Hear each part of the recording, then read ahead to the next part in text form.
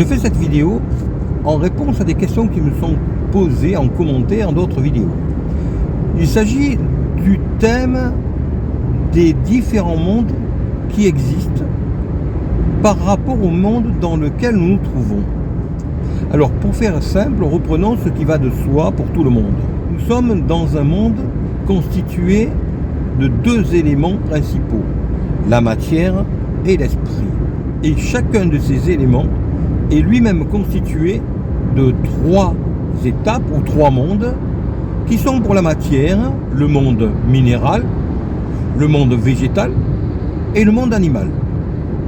Il en est de même du monde spirituel qui est également constitué de trois mondes que je ne nommerai pas ici car cela est beaucoup moins connu. Et entre ces deux espaces, l'espace de la matière constitué de trois mondes et l'espace de l'esprit également constitué de trois mondes, se trouve notre monde, tout simplement.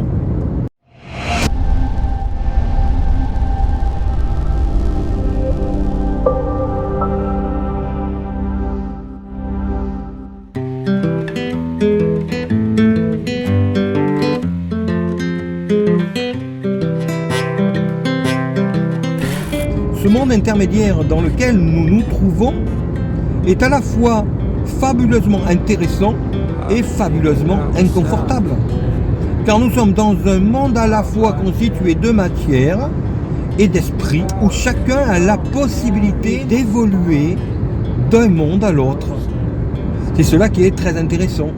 Quand on voit juste avant notre stade, nous avons le monde animal, lui-même subdivisé en différentes catégories.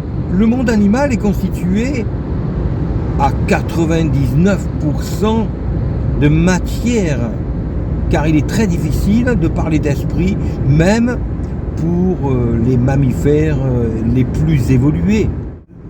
Ce qui est intéressant, c'est que nous sommes tous plus ou moins proches du monde qui précède et qui suit. Prenons l'exemple de notre cas, les hominés. Nous sommes proches du monde animal. Nous sommes proches des mammifères, nous sommes beaucoup plus éloignés du monde végétal. De la même manière que dans le monde animal, les différents êtres qui le constituent sont beaucoup plus proches d'une manière générale du monde végétal que nous ne le sommes. Et il en est de même avec ce monde végétal qui est beaucoup plus proche du monde minéral que nous ne le sommes nous-mêmes, même si nous contenons du minéral, par exemple avec notre ossature, etc. De même que le monde animal dans sa généralité. Nous voyons donc qu'il y a une proximité de proche en proche dans le monde matériel et qu'il en est de même du monde spirituel. C'est ainsi que nous pouvons considérer que le monde spirituel immédiatement après le nôtre serait appelé dans un monde judéo-chrétien tel que le nôtre un monde angélique, et qu'au-dessus de ce monde-là il y aurait donc un monde que l'on pourrait appeler, toujours en se référant à notre culture judéo-chrétienne, qui ne donne qu'un système d'appellation sur un principe qui est appelé autrement dans d'autres systèmes d'appellation, mais le principe dans tous les cas reste le même. Donc dans notre système judéo-chrétien, au-delà de ce monde angélique se trouverait un monde archangélique qui précéderait lui-même un monde que l'on appellerait le monde du divin. Et il en est de même dans ces mondes spirituels que dans les mondes de la matière. Et si nous pouvons avoir des contacts avec le monde qui suit immédiatement le nôtre, ce fameux monde angélique, il est très difficile pour nous d'exister pour le monde suivant qui serait le monde archangélique, beaucoup trop près du monde que l'on appellerait le monde du divin, et donc beaucoup trop éloigné de nous.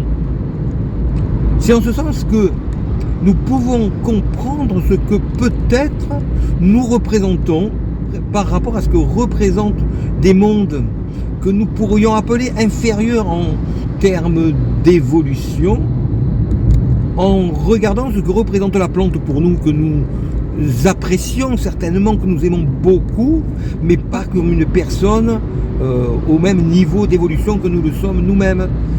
Et de la même manière, nous ne sommes pas autant attachés à une plante que nous le serions d'un animal de compagnie, par exemple, qui fait partie d'un monde beaucoup plus proche du nôtre.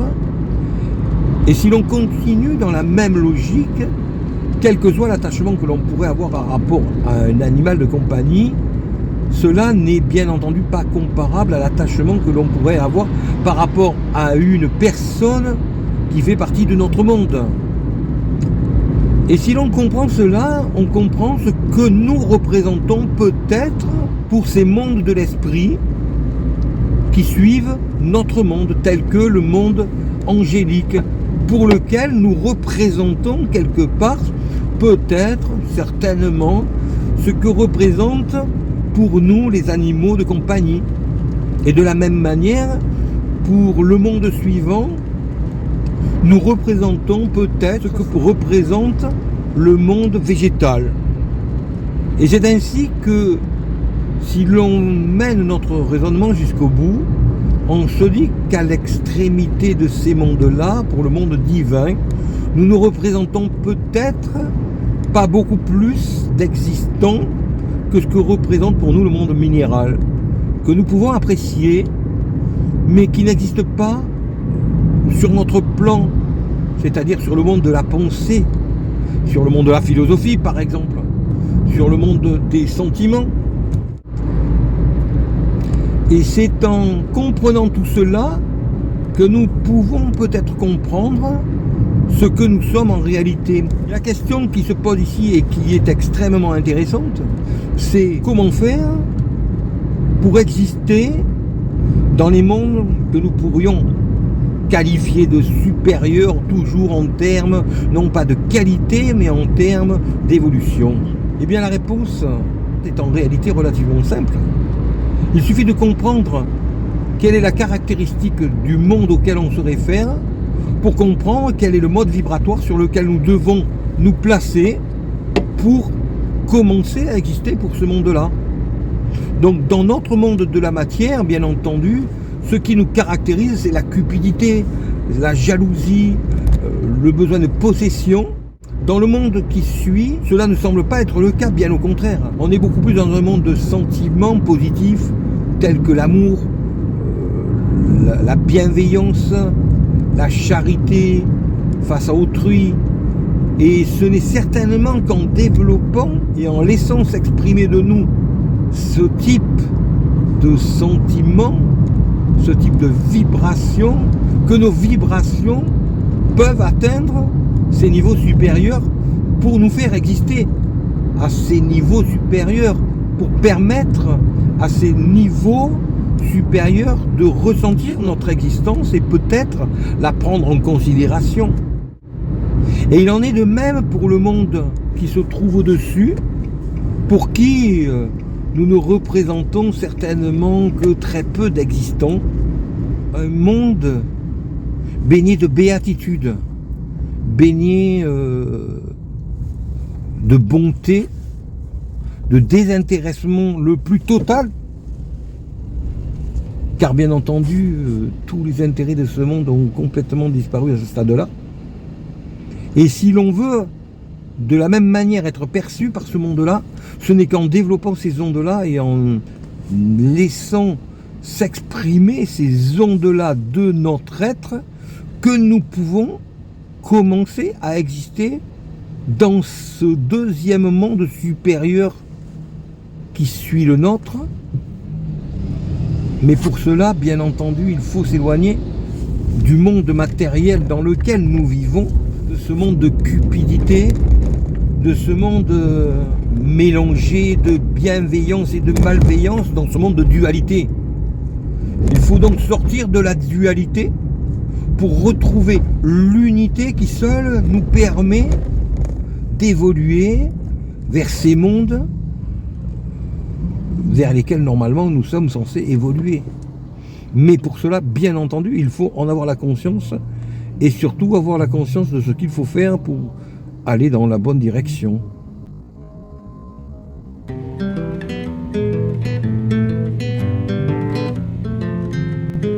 Je n'irai pas beaucoup plus loin pour cette vidéo car je pense que j'en ai suffisamment dit sur ce thème pour donner des pistes à des personnes à qui cela pourrait être utile.